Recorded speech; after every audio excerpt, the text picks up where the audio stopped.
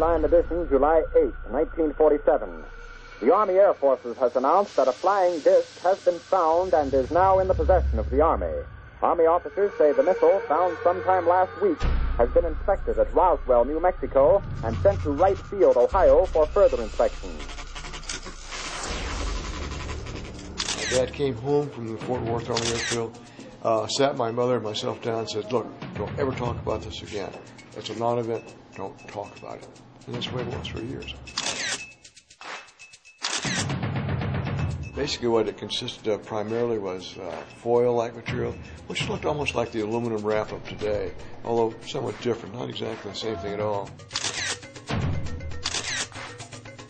And my father said his advice to Ike was, we don't know where they're from, we don't know what they want, but they penetrated our airspace, so we're going to have to treat them as folk. He believed that these were clones, and these clones were very detailed in the autopsy. And one part of it is that they literally had two separate brains.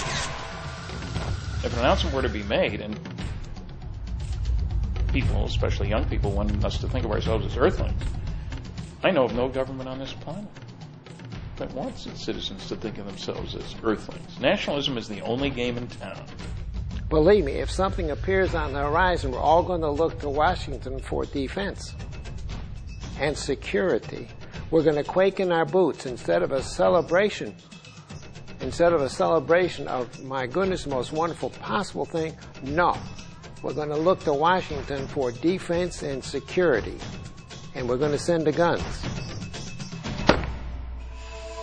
Since 1947, we have received and analyzed between 1,000 and 2,000 reports that have come to us from all kinds of sources. Of this great mass of reports, we have been able adequately to explain the great bulk of them, explain them to our own satisfaction. We've been able to explain them as hoaxes, as erroneously identified friendly aircraft, as meteorological or electronic phenomena, or as light aberrations. Now, I hate to say it, but governments will occasionally lie. I think the UFO area is certainly one. The issue is we just want to know what it is, and we want the public to know. Whatever it is.